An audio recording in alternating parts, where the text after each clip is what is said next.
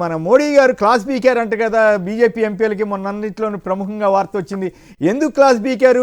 బీజేపీకి మరి ఆయన అప్పుడు తెలుగుదేశం వాళ్ళు కాంగ్రెస్ మత్తిస్తే మాట్లాడని మోడీ గారు బీజేపీకి ఎందుకు క్లాస్ బీకారు బీజేపీ ఎంపీలకి? సార్ ఇది అంతా మీడియా సృష్టి, మీకు తెలిసిందే నాకు తెలిసిందే. ఏపీలో పొగిడారంట, మర్చిపోయా.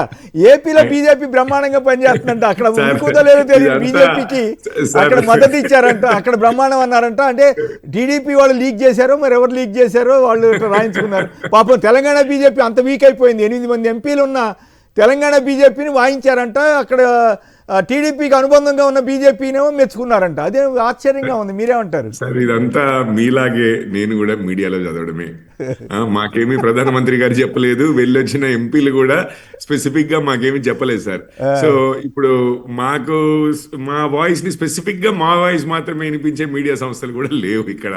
సో మేము మీడియాలో చదివి మేము మీడియాలో వినాల్సిందే, నవ్వుకోవాల్సిందే. మేము నవ్వుకుంటాము, సరే వాళ్ళు రాస్తే ఊహాగణాలు ఎన్నో రాస్తున్నారు అని చెప్పి. కాకపోతే ఒక్క పాయింట్ సార్, ఎంపీలు ఎవరు ఖండించాలి కదా.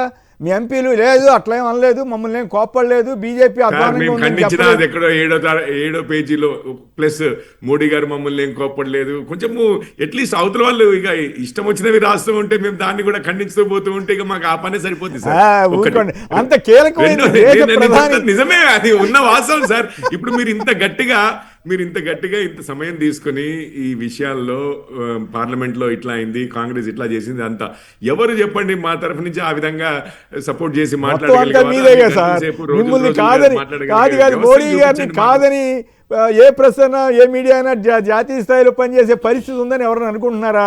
ఇప్పుడు జాతీయ స్థాయిలో మన తెలంగాణలో ఎంతమంది జాతీయ స్థాయి మీడియా చూస్తారు, ఏం చూస్తారు? ఒకవేళ వాళ్ళు అక్కడ ఇచ్చినా గానీ ఇప్పుడు మమ్మల్ని తిట్టలేదు మహాప్రభు అని చెప్పి మేము చెప్పుకోవడము అది ఏ విధంగా అనేది కాదు. మొత్తం మీద నిజంగానే తిట్టారని అనుకోవాలా, తిట్టలేదు అనుకోవాలా, క్లాస్ బీకారు అనుకోవాలా? రఘునందన్ గారికి రఘునందన్ గారికి మంచి ఆవేశం ఎక్కువ. బండి సంజయ్ వర్సెస్ ఈటల మాటల తోటాలు చూస్తున్నాము. మరి కిషన్ రెడ్డి గారు కేంద్ర మంత్రి, వాళ్ళు కూడా ఖండించరా కనీసం? సార్ ఇప్పుడు గౌరవం అనేది ఒకటి ఉంటది.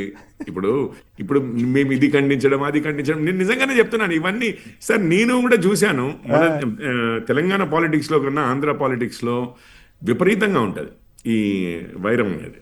అందులో ఒక్కోసారి నిజంగానే ఇరువైపుల నుంచి కూడా అసలు నమ్మశక్యంగా అనేటువంటివి ప్రతిరోజు అటాక్స్ ఉంటూనే ఉంటాయి. ఇప్పుడు అన్నిటికీ ఇప్పుడు ఒక స్ట్రాటజీ అనేది ఉంటుంది సార్, పొలిటికల్ స్ట్రాటజీ అనేది. అన్నిటికీ రెస్పాండ్ అయిన వాడు లోపు అన్న టైప్ లో తయారవుతుంది కొన్ని రోజులకి.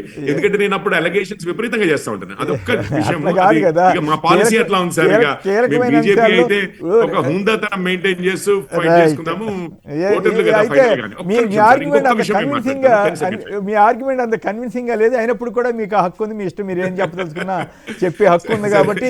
కాకపోతే నాకు ఆశ్చర్యం కలిగించేది ఏంటంటే అక్కడ బీజేపీ టీడీపీకి తోక పార్టీగా ఉన్న బీజేపీ ఏమో బ్రహ్మాండంగా పనిచేస్తుందంట.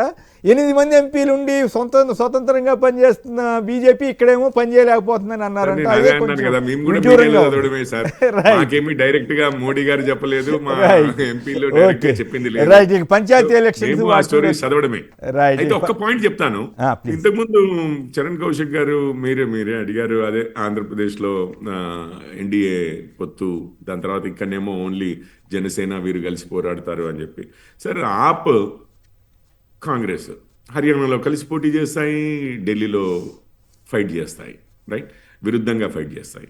కమ్యూనిస్టులు వీళ్ళైతే ఇక మరీ జోకర్లు అనమాట. అంటే ఏ కార్డులో అయినా కానీ, ఏ ప్యాకెట్లో అయినా కానీ, ఏ కార్డుగా అయినా వాడుకోవచ్చు అనే టైప్లో. ఒక రాష్ట్రంలోనేమో తెలంగాణలోనేమో అంటే మీరు మీ మిత్రుడిని అవమానిస్తున్నారు. జోకర్ అన్న పదం ఎవరిని ఉద్దేశించి వాడినట్లు ఇప్పుడు మీరు?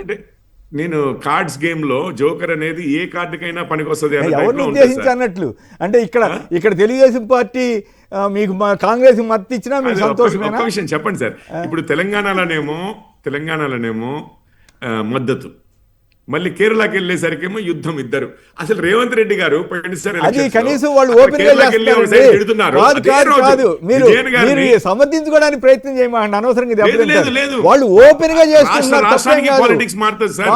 కాదు ఇక్కడ తెలుగుదేశం పార్టీ వారు కాదు కిషోర్ గారు, మీరు అన్యాయంగా మాట్లాడద్దు.